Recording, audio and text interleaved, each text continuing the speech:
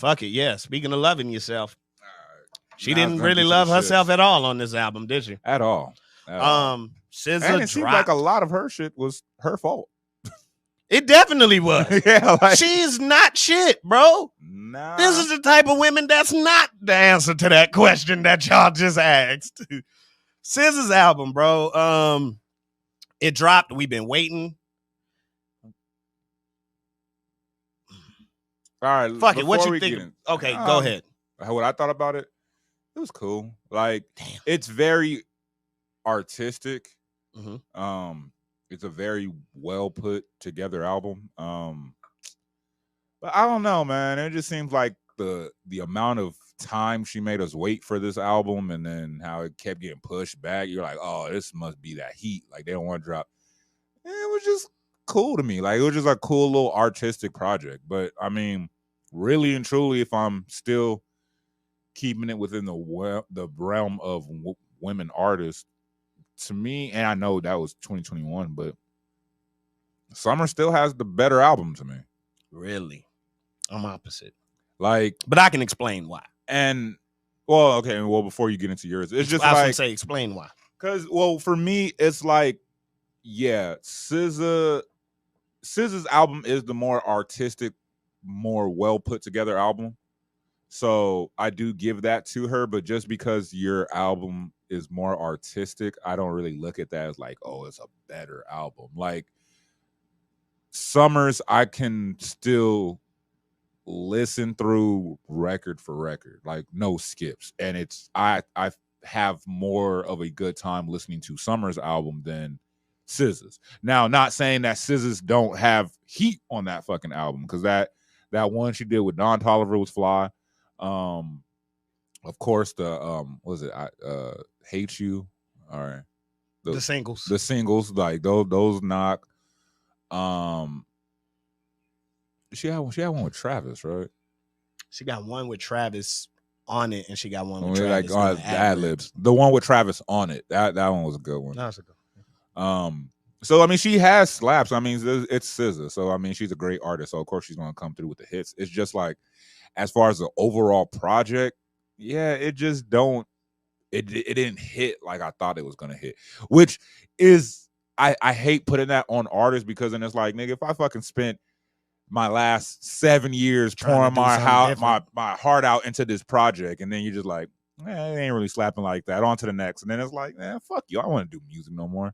But you can't also blame me if it's something I'm not feeling. Not saying that's not a great album. It's just, I saw a lot of women saying that the content for them this round, it was like, I've outgrown that mindset. And I was like, no, you didn't. You were just jamming Summer. But yeah, because like SZA makes like, but Summer makes it sound nicer.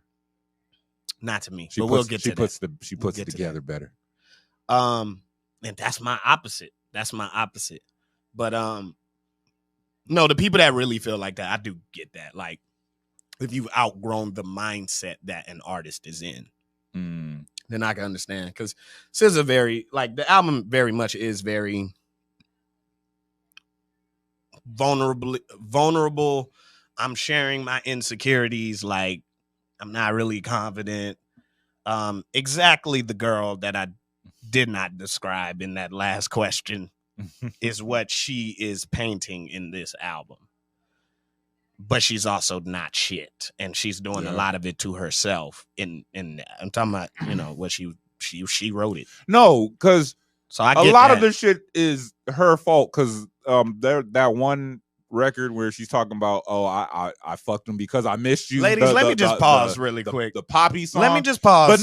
But then right after that was I miss you. I miss you. Nobody gets me. Yeah. Nobody gets you. That's one of my favorite songs on that album. No, they don't get you because you were fucking that nigga. No, fuck exactly. all that. Let me just say this right now, ladies. Don't ever think you finna get that shit off to me. I miss you so much that I fucked somebody else. Nah, that shit get you punched right in your forehead. You about to miss me for eternity. And I don't mean because I'm leaving. You rest in peace. That's a joke. That's a joke. But now, so I'm the opposite. When you first said that, I had to really sit down and think, like, which album do I like better? And I've decided I like this album better. However, I think we heard. It's funny because we agree on music a lot, and then every now and again, I think we listen to something with different ears. And so with this album, I played this album I think 3 times now, front to back, no skips. No, can't lie, I skipped the fuck out of the first song, the intro, sometimes, and sometimes Kill Bill. I skip that. I might kill my ex. It's fucking creepy. Sounds like a doll singing that shit to me. I'm cool on that. But other than that, I listened to the entire project because that's how I really enjoy it. Like the different levels of artistry, the attempts at the different genres, and the reason I said I think we listen to it with different ears is because I think I like this album more. If I cut the ears off, like if I cut the music brain off, I think I would enjoy Summer's album more. Just vibing to some R&B. But this album speaks to like the producer in me, one, because I love the instrumentation in this. Nigga, there was one song. It's the song we talking about. The Nobody Gets Me, nigga. Nigga, the harmonies in the background, the chords, nigga. I was just like, I almost caught the Holy Spirit. And is that really on SZA or is that the producer? No, that's on SZA. It was her harmonies. It was her harmonies, and it's the melodies. It's the way that they arrange songs. There's a song on here that reminds me of Michael Jackson, and I was like, I went to Twitter to see if anybody else heard that, because you wouldn't think it sounds like Michael Jackson, but it's Gone Girl. And I was like, I don't know if it's the way that the song is structured, the way that it's arranged, where the hook is and where the bridge is, the way she's pronouncing words. But that song really, Gone Girl, really reminds me of Michael Jackson. Like, it gives me Michael Jackson vibes. So this song really spoke to, like, the instrumentation was just, it was bold to me. It wasn't all like traditional R&B. And I think it spoke to the writer in me too, because I think that they both make great music, but I think SZA's pen is a little bit better lyrically. Like, they be talking about you. Did that make sense? I'm not saying Summer's a bad writer.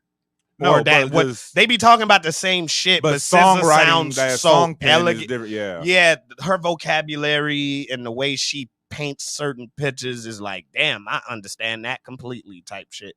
So it spoke to that version of me too.